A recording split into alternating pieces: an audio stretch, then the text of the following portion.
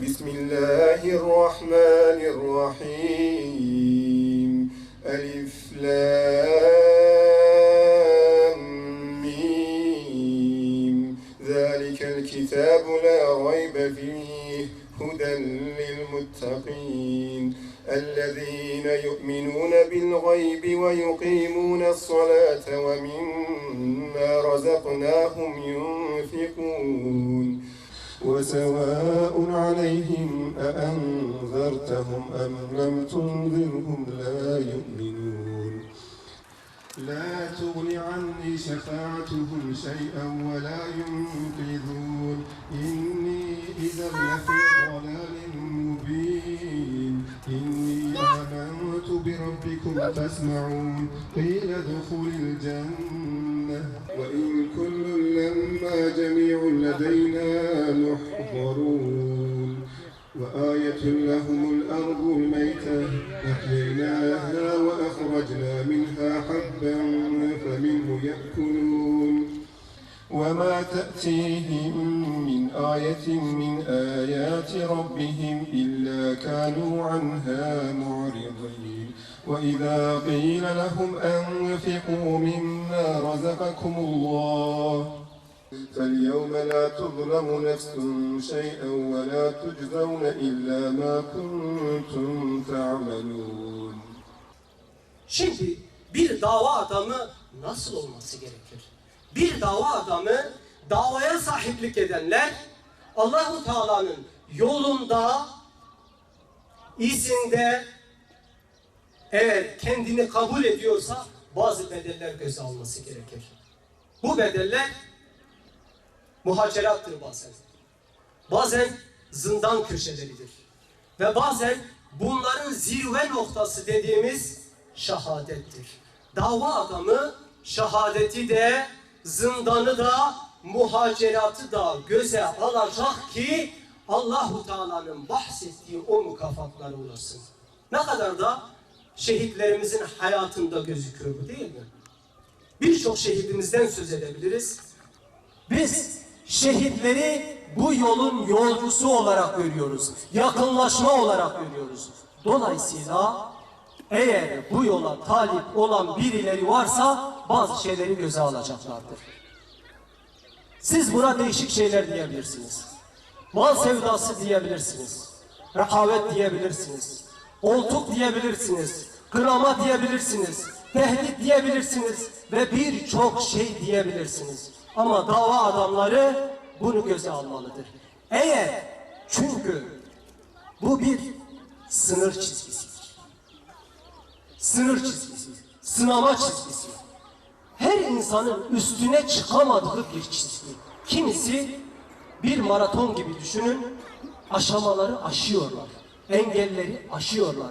Fakat bu bahsettiğimiz özellikle muhacerat, zindan ve şehadet dediğimiz çizgiye takılan birçok insan vardır. Onun için bu çizgileri aşan, bu dava uğrunda o çizgilere takılmayan Allah-u Teala farklı bir mükafat vermiş. Bugün bahsettiğimiz şehitler bize şehadetleriyle ne anlatıyorlar? Ne diyorlar?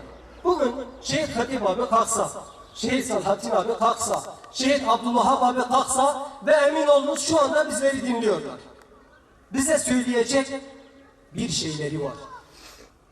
Dünya hayatında sürekli tavsiye ettikleri bir şeyler var. Fakat bugün lisanlarıyla söylemiyorlar, lisani halleriyle bize şunu anlatıyorlar. Bizi vicdani bir muhasebeye, vicdani bir muhakemeye davet ediyorlar. Öyle bir muhakeme ki, bakın diyor, ben o sınırın üstüne çıkamayanlara sesleniyorum. O uğruna feda olduğumuz davanın temsilcilerine söylüyorum.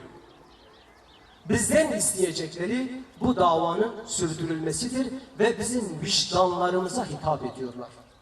Vicdanımıza hitap ediyorlar. Çünkü biz diyoruz ki biz Allah'a iman etmiş ve bu uğurda şehit olanlara en büyük mükafatın verileceğine inanıyoruz diyoruz. Ve bu kardeşlerimiz o sözlerini yerine getirdiler. bize de bu konuda bir vicdani muhasebe ve muhakeme bırakmışlardır. Eğer bir camia, bir cemaat bu sınır çizgisini aşarsa ve ayet-i kerimenin diğer madalyonunu temsil ediyorsa Allahu Teala o cemaati aziz edecektir. Ve şunu net olarak birbirimize söyleyelim. Lügatında, felsefesinde şehadet olmayan bir bireyin, bir grubun, bir cemaatin hayatında zillet olmuştur. Ve bunu yakinen yakın çevremizden biliyoruz. Yakın olaylardan biliyoruz. Lügatında ve felsefesinde ölüme meydan okuyan, şehadet aşkı olmayan kesimler zillet gömleğini giymişlerdir. Ve tekrar diyorum, lügatında şehadet olan birey olsun, fert olsun, grup olsun, cemaat olsun, parti olsun, eğer lügatında bu varsa Allahu Teala onları aziz etmiştir. İzzet gömleğini giymişlerdir. Ya Erhamur Rahimin, bugün Hazreti İbrahim'i Nemrut'un ateşinden kurtardığın gibi İslam ümmetini içine düştüğü tefrika ateşinden kurtar. Hazreti Yusuf'u kuyudan kurtardığın gibi bizi de bu daldığımız gaflet dehlizlerinden kurtar. Ya Rabbi, onlara bahsettiğin şehit gibi yaşamayı ve şehit olmayı bize de nasip et. Onlar gibi bizleri de İslam davasına sarılmayı ve İslam davasını omuzlayanlardan kıl.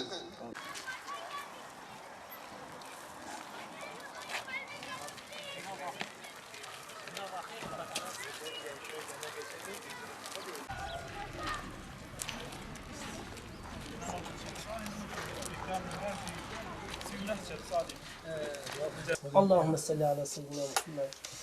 Çava yapıtı baş inşallah. Başın. İnşallah'ın başı inşallah. Selamun aleyküm. باور بکه